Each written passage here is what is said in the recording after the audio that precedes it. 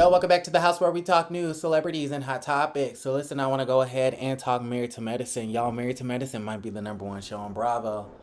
Married to Medicine might be inching towards #1 because it's really interesting. I feel like Phaedra is bringing in a new energy. I feel like she's bringing a kookiness and a quirkiness and a campiness and a certain production value to the show, a comedic relief to the show that I feel like is just genius. I really do. So I feel like it's needed. I feel like the show feels fresh. It feels different.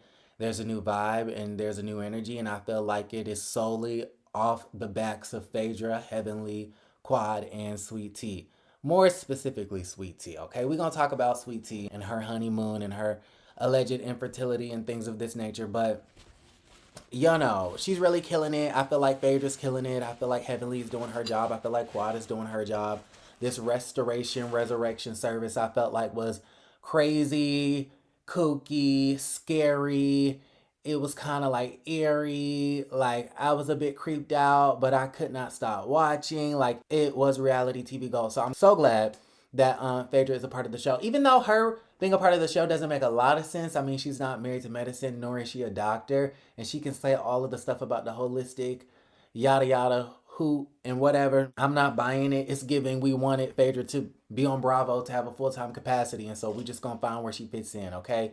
It really wasn't giving for Dubai. So let's just go ahead and put her on the other Atlanta show, which is Married to Medicine. So I'm not buying the reason why she's on the show, but I'm glad she's on the show, okay? With that being said, so let's back up. Before we get to the resurrection service, let's go ahead and talk about the invitations to the resurrection service. So listen, it's clear that they're biting off of the Real Housewives of Atlanta, but I don't blame them because they have a former Real Housewife of Atlanta on the show now, which is Phaedra Parks. And Phaedra Parks, she's riding around in a big black SUV and her Gucci glasses, her Gucci outfit with her butler. And it's just bringing me back to Real Housewives of Atlanta. I love the over-the-top, weird, invitations when they ride to everybody's house and then they hire somebody, okay, they give their assistant a few $100 to go and ride around everybody's house and, open up a briefcase and, oh, look, there's a church fan with an invitation on it, a sip and see. What did they call it?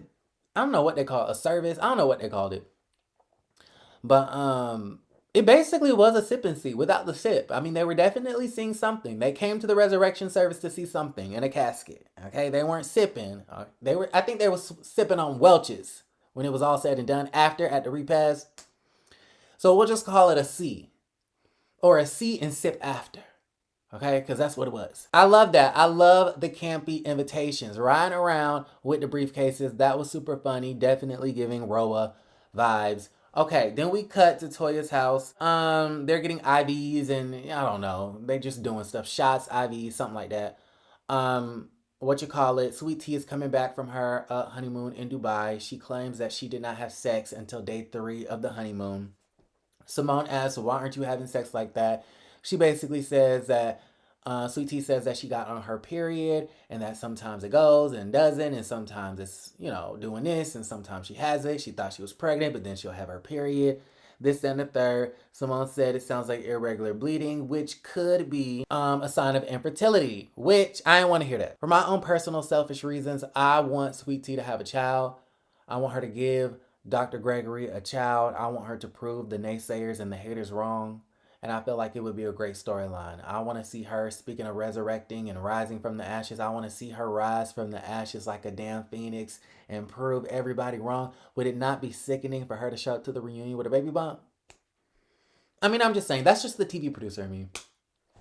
And then I think some of you guys got it misconstrued the last time I was talking about this, saying, oh, you think Sweet Tea should be pregnant for the show or just get pregnant for the show. No, she should be pregnant because she wants to have a child and because her husband wants a child. But the secondary reasoning for her getting pregnant could be the show. You might as well have a purpose, rhyme, and a reason for it. You know what I mean? People are getting pregnant every day on accident. So why not have a baby on purpose for a reason? Okay, I'm not saying have a baby just solely for the show. But, have the baby because you want to. And it doesn't hurt to have a baby with Dr. G because we know that he's wanted that. And that would be a great storyline to follow. I'm just saying. So y'all let me know how y'all feel about that in the comments down below. Listen, she may have some infertility issues and she says that she's going to work that out. So hopefully she works that out. I really do want her to have a child. because she wants one. But I also want to see Heavenly's reaction and Quad's reaction when she announced that she, you know what I mean? Then we get to the resurrection service. So I rate this episode an 8 out of 10. And the only reason why I have to bump it down, the reason why it's not a 10 is because I feel like we get these filler scenes. And listen, maybe they're interesting to you guys, but Simone, like, talking to her grown ass boys, it's just not doing it for me.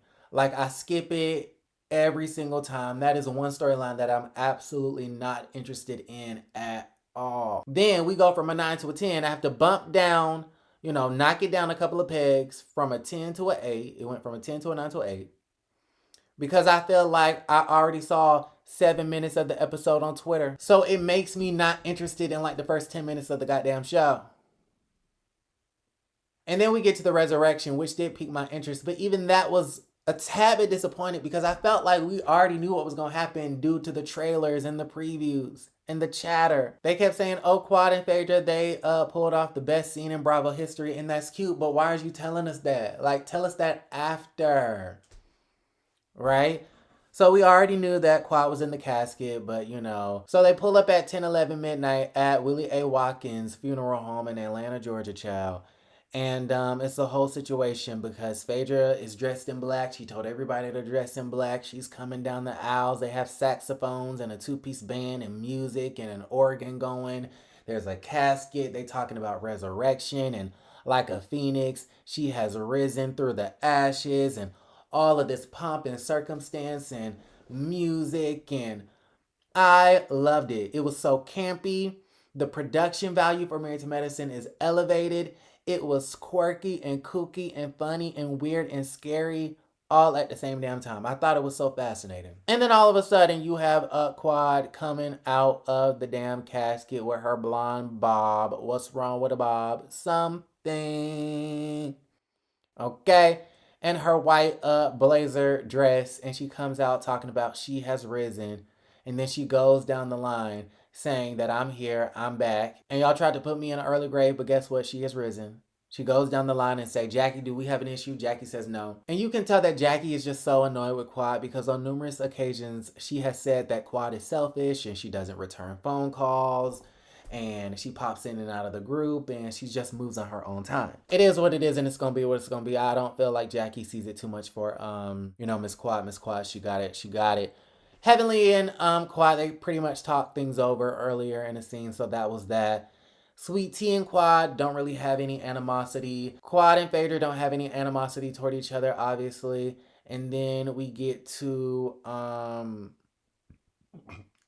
we get to Quad and Toya. Toya is upset because she's alleging that Quad alleged that Toya is a thief and that she was creeping with somebody in the neighborhood, and Quad is upset because I think she says that Toya said she was sleeping with her contractor. Just dumb. That's actually one of the reasons why I was kind of over last season, because it was all these allegations and no proof and no receipts and no nothing. Just stupid. They don't really see eye to eye and they're not going to see eye to eye no time soon. So that's that. Okay, y'all let me know how y'all feel about that. And then they start hashing out other issues. I'm really proud of Sweet Tea because one thing about Sweet Tea, I feel like she's being picked on.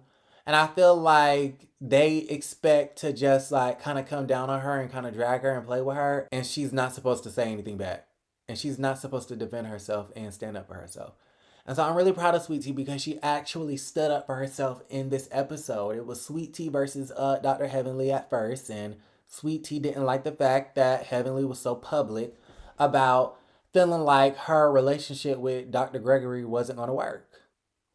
And honestly, I would feel the ways too. Like, yeah, I'm going to cross your name out on the list. I'm going to disinvite you from my wedding. I'm not going to call you and not let you know, right? So that you can show up, get dressed, and show up to the wedding and get turned right back around, even though production said that she had to stay.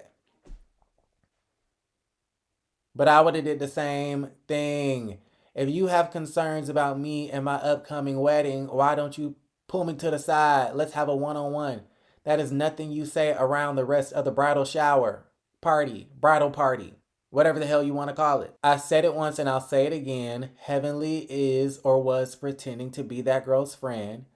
She deceived her into thinking that it was a safe space for her to vent. to drink, get drunk, and vent. It was Sweet T's fault for being so vulnerable and falling into Heavenly's trap. Heavenly then used that information in order to, I don't know, like kind of doubt the girl's upcoming marriage. And it's just kind of like, that's not your place. Like, leave that to her mama, her daddy, her bald-headed granny. Leave that to her real best friends, her twin sister. If I just met somebody not too long ago, I would not be sharing my concerns about their upcoming marriage or wedding. Even if I felt like it was a car crash just waiting to happen, I would just show up and watch the car crash, because at the end of the day, I'm not your friend. Okay? It's up to the mama, daddy, bald-headed granny, or her best friend or her sister to tell her about her man. That is not up to you. Like, she talking about some, oh, I would have objected at the wedding. Sister, girl, leave that to her real sister. Leave that to her twin sister. Leave that to her family. Like, that is not your place. Like, you just met this girl. And then if you wanted to talk shit about her wedding or, you know, express your concerns, you do that, like, in the confines of y'all's own personal friend circle, or you do that with her. But you got her other bridesmaids in the mix and you talking shit about these people's best friend in front of them. Anyway, so I'm glad that Sweet Tea got her lick back. And I'm also glad that Sweet Tea stood up to Phaedra talking about some, yeah, it was no reason for you to bring her to my bridal party situation. So, yeah. Y'all let me know how y'all feel about everything in the comments down below. 8 out of 10. Married to Medicine is really, really good this season. Like the video, subscribe to the channel, and don't forget to create a great day.